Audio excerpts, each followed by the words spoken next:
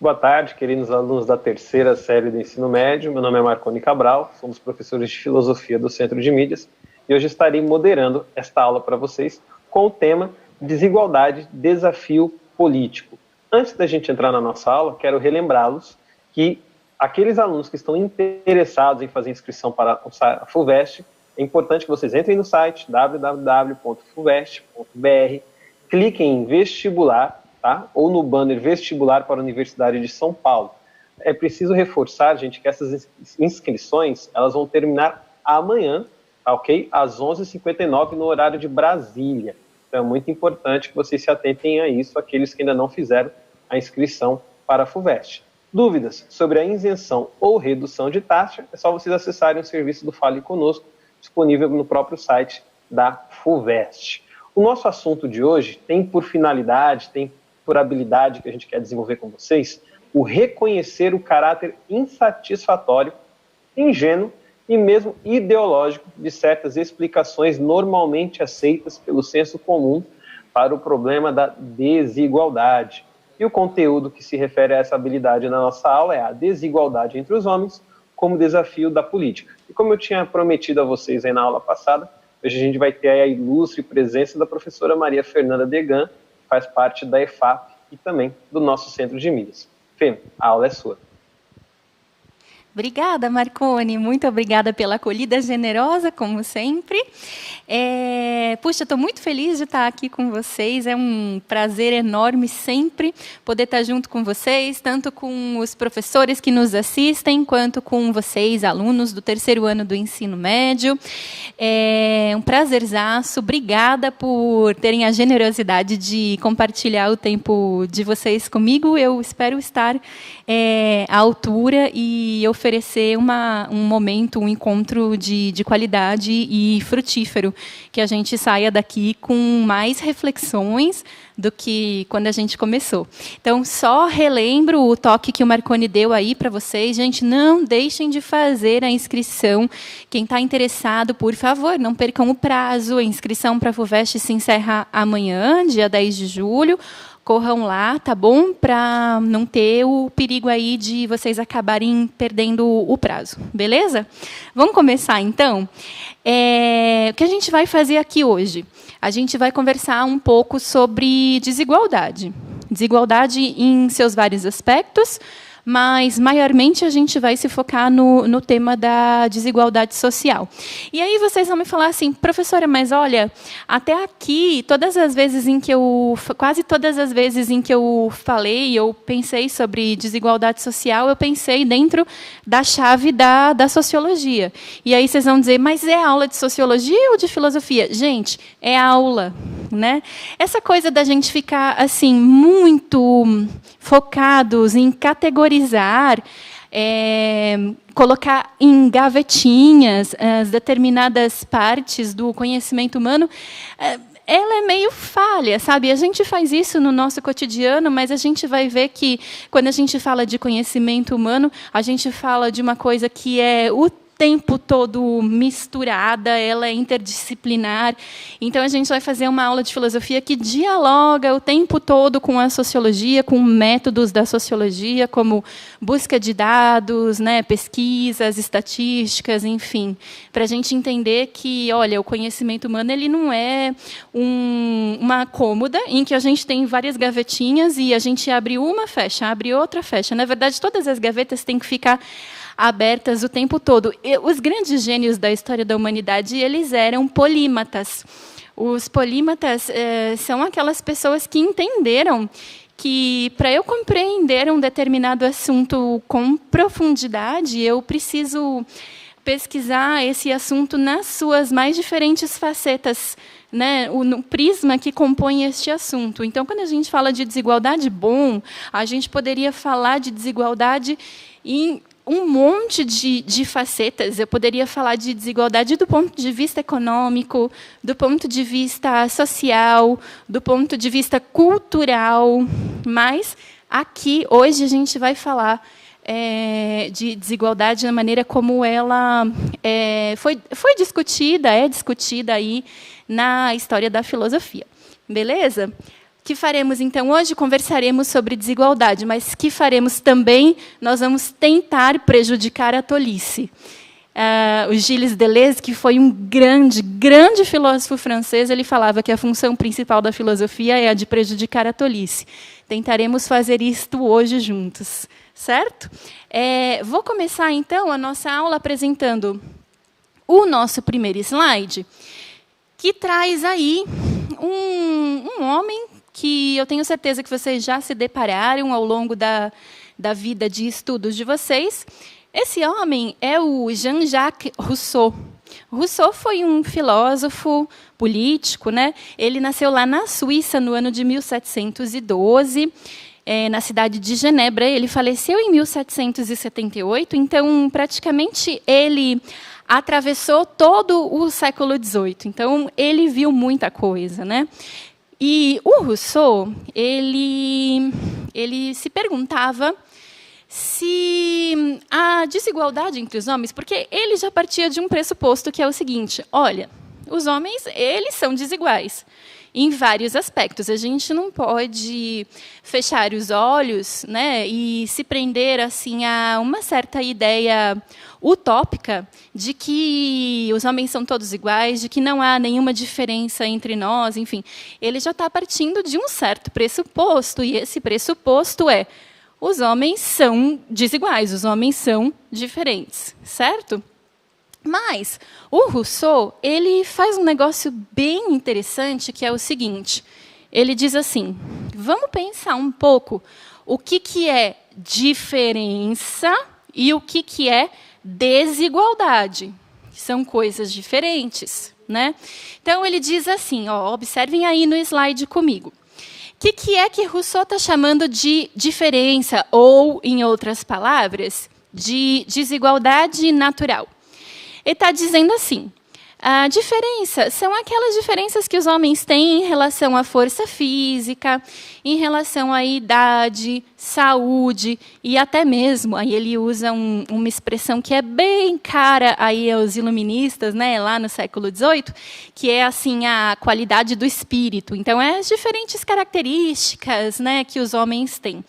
Então, o que é a diferença? Olha, os homens são claramente diferentes em força física, em idade, em saúde, né? E a origem dessas diferenças, ela é natural. Então, algumas pessoas nascem com determinadas características. De repente, nascem com uma certa compleição física que permite que, ao longo da vida, ela seja um pouco mais saudável do que outras, que, de repente, podem ter nascido com algumas limitações, ou que ela possa desenvolver um certo físico que vai dar a esta pessoa mais força física do que a outras. Então, esse tipo de diferença é a diferença que Rousseau chama de desigualdade natural. É um tipo de diferença que está dado pela natureza. E que, em sendo dado pela natureza, ela é justificada, né? A gente não precisa se preocupar muito, diz o Rousseau, com essas desigualdades naturais, com essas diferenças naturais.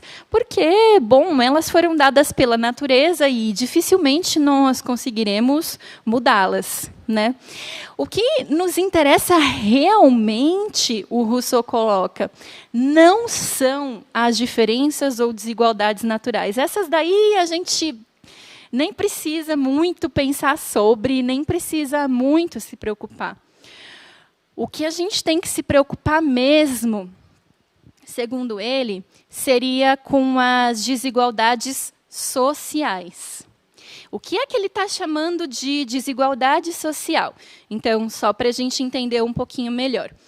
Ele está dizendo que desigualdade social, que também pode ser chamada de desigualdade moral ou desigualdade política, é aquela desigualdade que depende de uma espécie de convenção, sabem? Convenção é sinônimo de norma, né?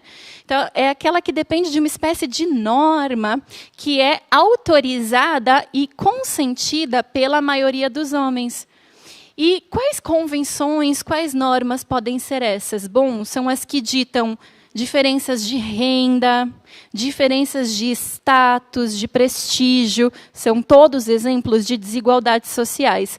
Gente, parem para pensar comigo se o Rousseau tinha alguma razão no que ele estava dizendo. Ele estava falando assim, ó, tem aqui 2 homens, certo? Um desses homens tem 50 anos e ele tem bastante força física. O outro homem tem 32 anos e ele não tem muita força física, ele tem um perfil mais delgado, mais esbelto, né? Bom, essas diferenças aí que eu mostrei para vocês, segundo Rousseau, elas estariam no bojo das diferenças naturais ou sociais? O que vocês acham? Estariam no bojo das diferenças naturais. Essas diferenças foram dadas pela natureza, porque envolvem idade, envolvem corpo, físico, enfim. Agora, se eu tenho um homem que é de uma classe social mais abastada, portanto, ele possui mais poder aquisitivo, ele é proprietário de determinados meios, ele circula em determinados meios sociais que fornecem a ele poder, status, prestígio.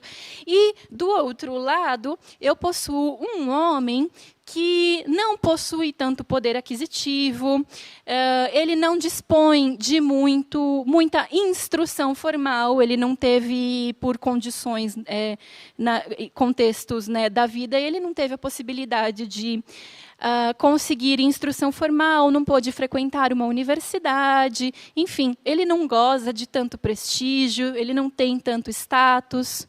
Vocês me diriam que essas diferenças que eu acabei de elencar para vocês, elas entrariam lá no Rousseau, na cesta das diferenças naturais ou sociais? O que vocês acham aí? Marconi, o pessoal está respondendo? Como é que está? Enfim, na verdade, o nosso chat ele ficou fechado. Ah, ficou agora fechado. Que ele foi aberto. Será que agora o Mas pessoal estão respondendo, responde? uma grande gama de pessoas colocando que essa sua segunda pergunta, a resposta são diferenças sociais. É isso mesmo, Marconi, são diferenças sociais. E aí, então, já aproveitando que a gente já tocou a bola para o Marconi, eu vou colocar para vocês uma pergunta na tela.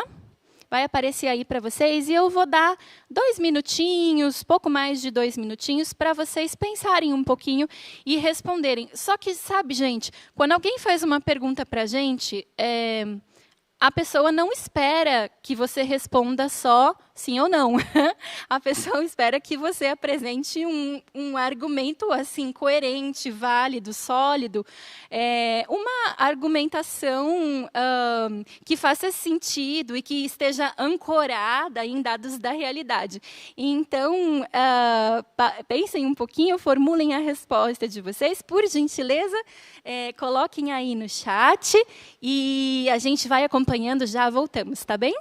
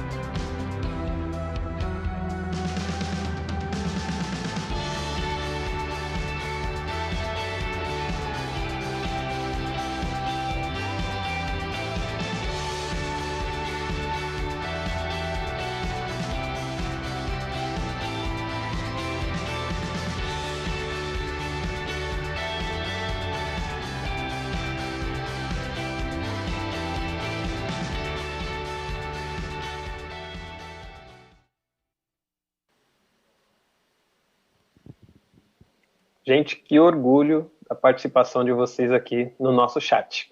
Quero destacar a interação da Tayana, que trouxe a ideia da diferença entre as classes sociais, tá? Nós tivemos também a Ana Caroline, que disse o seguinte: enquanto tem uns que moram em periferias, nós temos aquelas pessoas que moram em grandes mansões, né? O professor Marcos, um abraço ao professor, disse que nós temos muita desigualdade devido a grupos diferentes e também a culturas diferentes. Nós tivemos o Ramires, um abraço para você, Ramires, que disse, olha, há pessoas passando fome, pessoas que passam frio, pessoas que não têm abrigo. A Daniele destacou a diferença de condições de trabalho, de raça, né? A Isabela trouxe uma questão interessante também, Maria Fernanda, que é as pessoas serem avaliadas, por exemplo, com relação às tatuagens que elas possuem. Isso acaba gerando uma desigualdade no acesso a diversos direitos. A Melanie nos disse que, se não houvesse a desigualdade, nem existiriam algumas leis para tentar diminuir ou inverter ou gerar uma equidade na nossa sociedade. E, por fim, a Lúcia de Paula disse que é notável a diferença entre a qualidade de vida dentro dos indivíduos da nossa população. Boa, Marcone, brigadíssima. Pessoal, muito obrigada pela participação de vocês no chat. Eu percebi que eu cometi uma indelicadeza, porque eu comecei a aula sem me apresentar. Por favor, me desculpem. O meu nome é Maria Fernanda e desculpem. Então, vamos lá. O Marcone trouxe aqui uma série de exemplos que vocês mesmos trouxeram, né? Então, vocês disseram assim, a grande maioria disse, sim, o Brasil é um país socialmente desigual. E os argumentos que vocês apresentaram para isso foram de variadas naturezas, né? Então, alguns disseram, o Brasil é um país socialmente desigual porque salta aos olhos, não precisa ser nenhuma pessoa muito observadora para perceber que, olha só, tem gente morando na rua, tem gente passando fome, tem gente que não tem acesso às condições mais básicas de dignidade, né? Outras pessoas lembraram também a questão da diferenciação, assim, o preconceito em relação às tatuagens, né? Modos de se portar, modos de se vestir, modos de estar e de ser no mundo. Perfeita a fala de vocês. Uma me chamou muita atenção, acho que foi a Milena, talvez, me desculpe se não é, mas que trouxe a questão da necessidade das leis. Ela disse, olha, se nós não vivêssemos em um país desigual, a gente nem precisaria de leis compensatórias, né? Leis compensatórias são aquelas que partem do pressuposto de que a desigualdade existe e, portanto, nós precisamos tentar compensar essas desigualdades de alguma forma, seja por meio do oferecimento de alguns benefícios e que, no fundo, eu, Maria Fernanda, parto do pressuposto de que não se tratam de benefícios e sim de direitos, como é o caso, por exemplo, do SUS, que é o nosso Sistema Único de Saúde, como é o caso, por exemplo, do benefício da prestação continuada e de outras formas que a gente tem de tentar ao menos tentar, né, garantir uma equidade aí, em termos sociais no nosso país. Bom, vocês mesmos já cantaram a bola para mim e para o Marcone de que quando a gente fala de desigualdade dá para falar de um monte de coisa, mas hoje a gente vai falar de desigualdade social. E vamos pôr aí o slide na tela. O que é desigualdade social? Qual é a conceituação? Vamos ver aí juntos. Hoje, entende-se desigualdade social como a diferença que existe entre as diferentes classes sociais, levando em consideração fatores econômicos, fatores educacionais e culturais. Eu coloquei aí embaixo formas de aferição. Aferição é sinônimo de medida. Então, formas de medida, como é que a gente mede a desigualdade social? Porque a gente sabe que ela existe, mas dá para medir? Dá para saber quando é muito ou quando é pouco desigual? Dá. A gente já tem hoje diversos mecanismos para fazer esse tipo de aferição. Por um exemplo, a gente pode aferir a desigualdade por faixas de renda, né? Então, se a gente tem, por exemplo, faixas de renda muito díspares, né? Faixas de renda com valores muito pequenos e faixas de renda com valores muito elevados, a gente já sabe, e se tem uma quantidade de pessoas muito grande ganhando pouco, enfim, a gente já sabe aí que há desigualdade. A gente pode também pensar em outros fatores para aferir a desigualdade social. Por exemplo, o IDH, que vocês já devem ter visto aí na vida escolar de vocês, que é o Índice de Desenvolvimento Humano. O IDH é um índice super interessante, porque ele leva em consideração vários fatores, né? Desde a escolaridade da população, acesso à cultura, acesso a lazer. Ele é um índice assim, bem completo, né? Aqui, já seguindo, né, cantei a bola para vocês, a gente pode utilizar como aferição de desigualdade social o acesso à cultura, acesso aos serviços básicos de saúde, à segurança, ao saneamento. Olha, gente, não pensem que o saneamento é uma questão assim de segunda ordem, não pensem que esse problema está resolvido no Brasil, porque está longe de estar resolvida a quantidade de municípios, de pessoas que a gente tem no nosso país vivendo sem saneamento básico, né, sem água encanada, enfim. Tem várias formas de medir desigualdade social. Qual que eu quero contar um pouquinho melhor para vocês hoje? É uma que se chama coeficiente de Gini.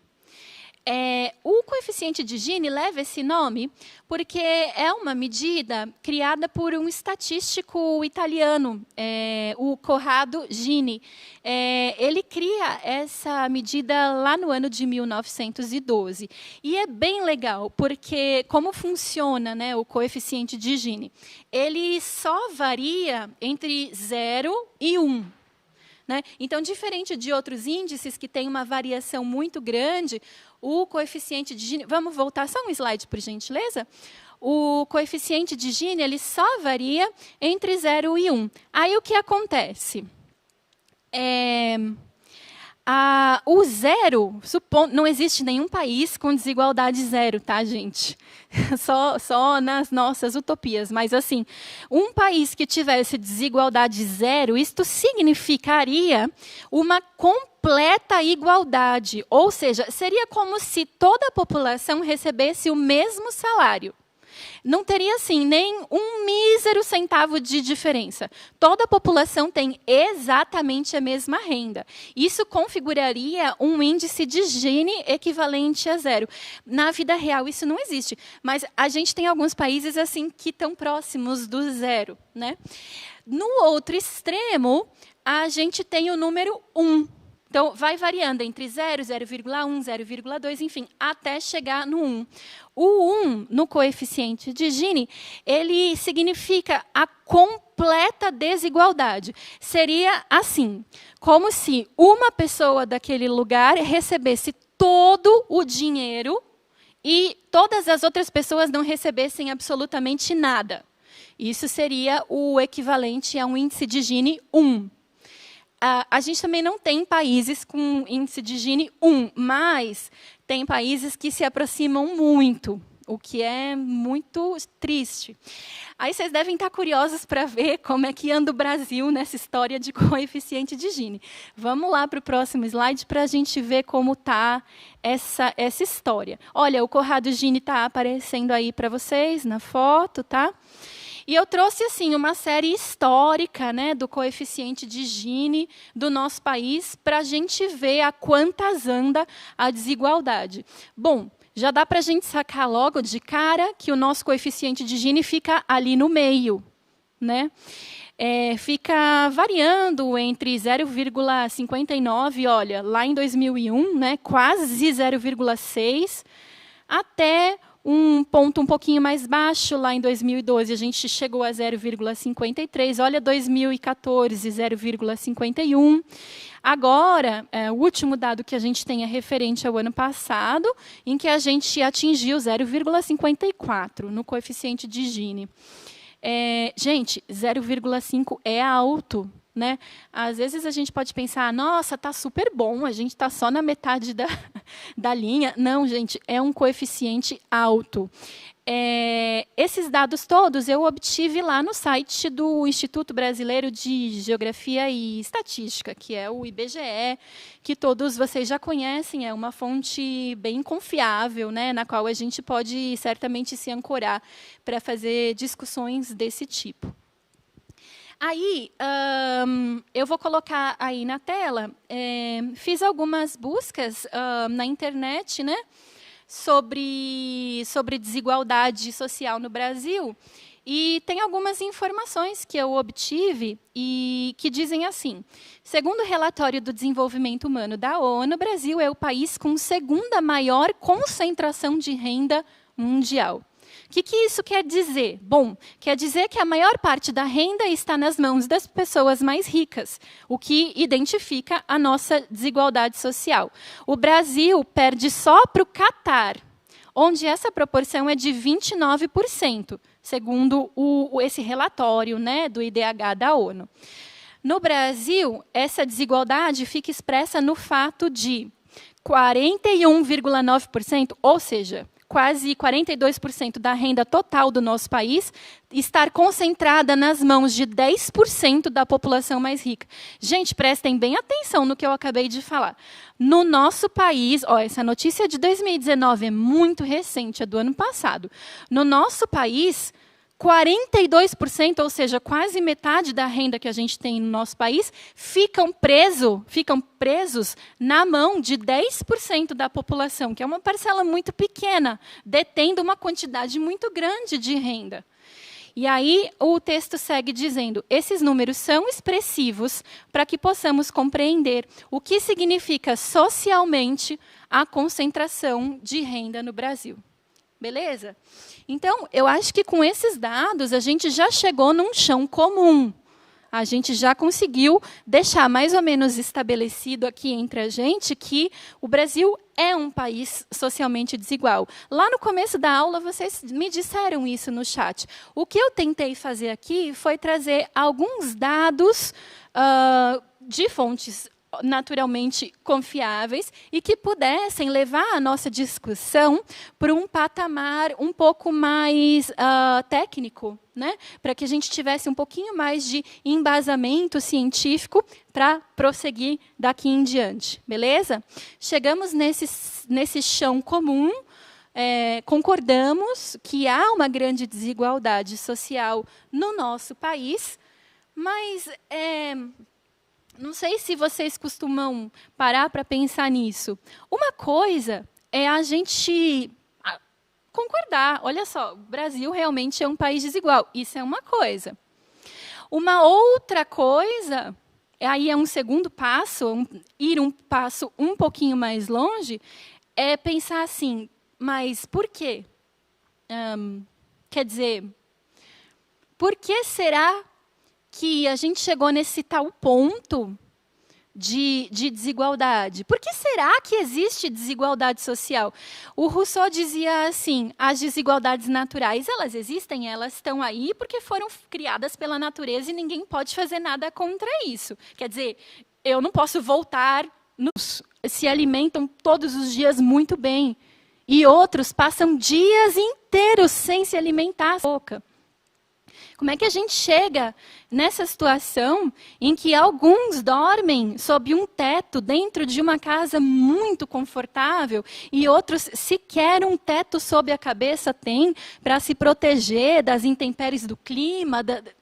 Como é que a gente chegou nisso? Qual é a origem disso? No fundo, o que eu estou tentando perguntar para vocês é assim, qual é a origem da desigualdade social? O Rousseau já tinha dito lá para a gente, desigualdade social é uma coisa, desigualdade natural é outra. Então, a gente tem que pensar se a desigualdade social não foi dada pela natureza, de onde ela veio. Quem criou? Como começou? Onde? Quando? Né? A gente tem que se perguntar isso.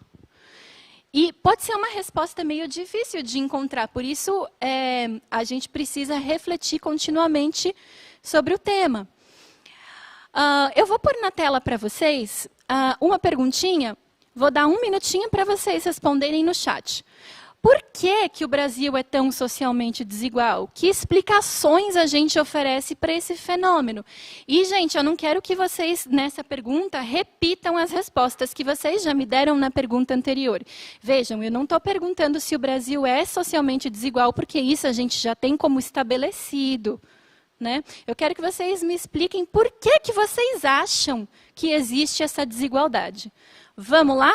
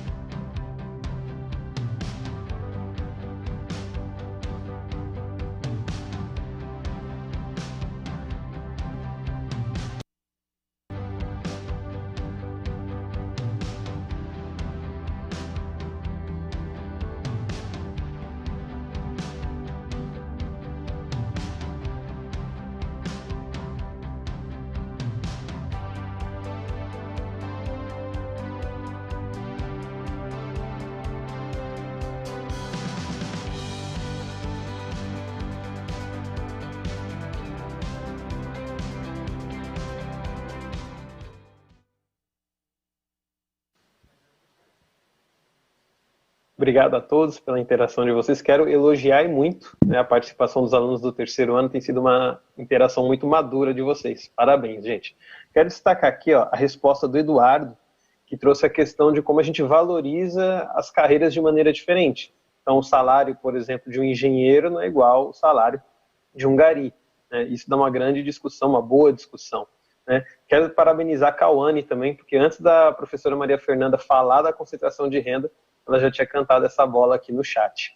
E quero destacar, Fê, a resposta do Breno, que colocou como causa dessa desigualdade a corrupção, o Oswaldo, que trouxe a ideia da escravidão, que conversa também com aquilo que o Hugo respondeu, né, justificando a nossa desigualdade pela colonização que a gente passou.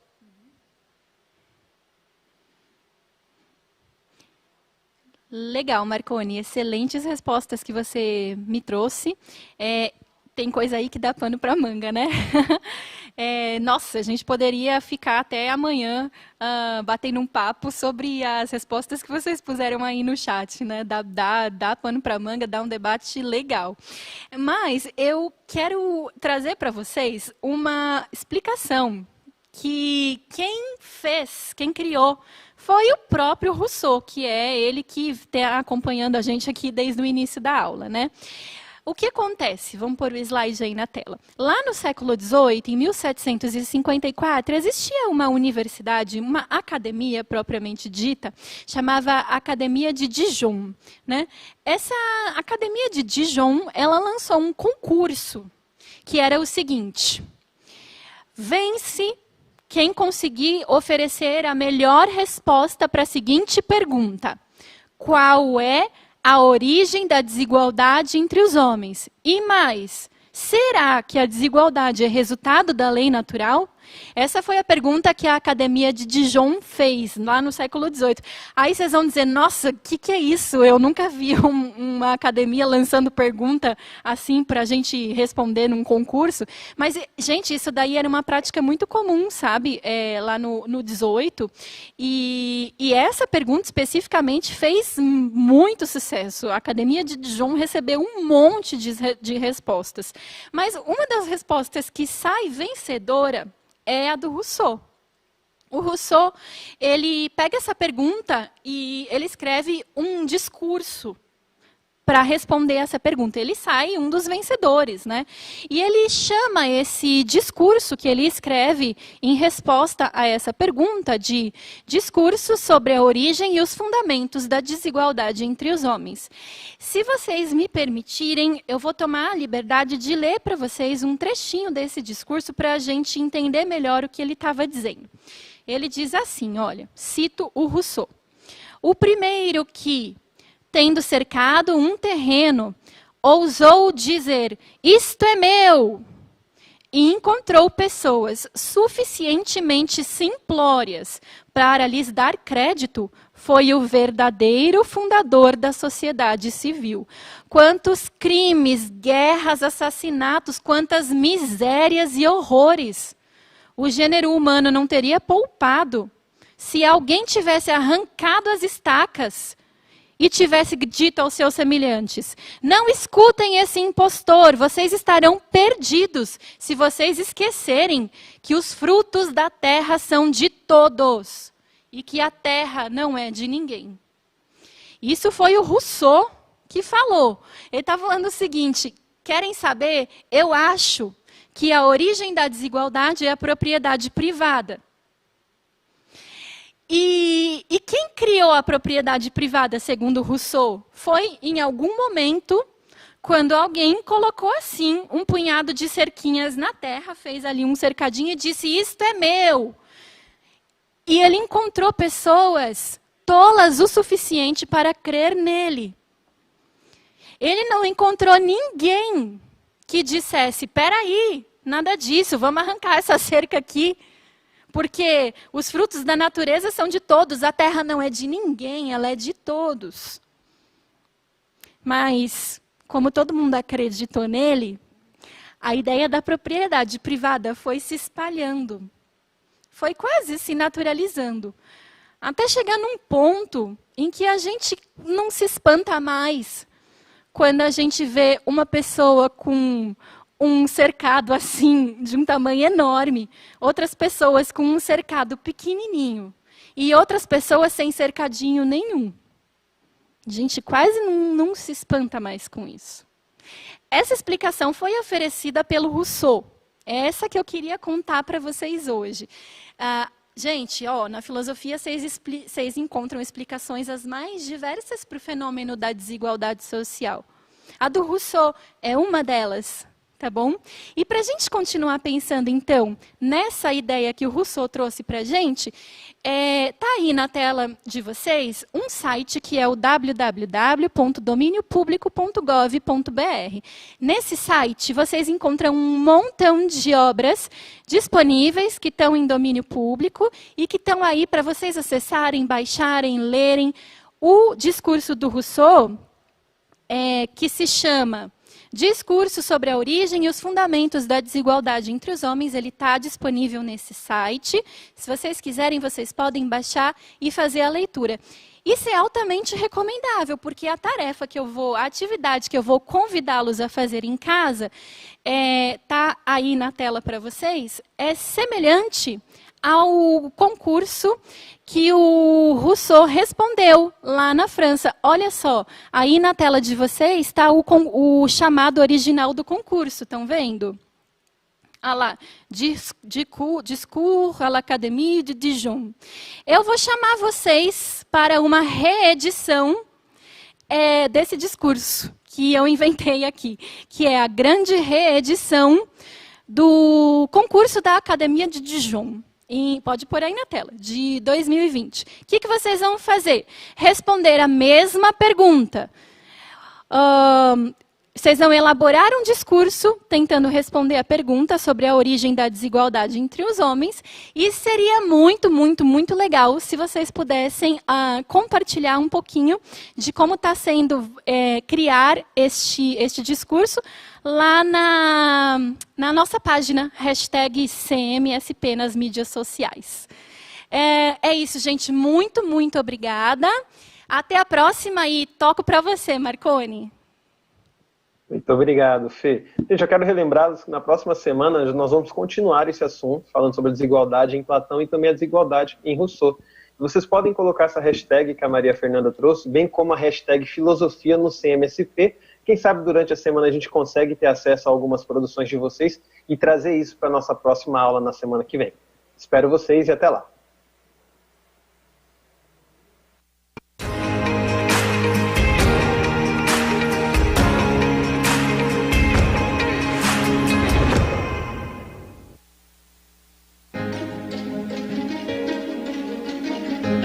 A escola pode estar distante, mas as aulas não. Por isso, o governo de São Paulo criou um aplicativo online de aulas com chats para todos os estudantes da rede pública de ensino durante a quarentena. O acesso à internet é gratuito e você ainda pode assistir às aulas ao vivo nos canais digitais da TV Cultura. Baixe o aplicativo e estude.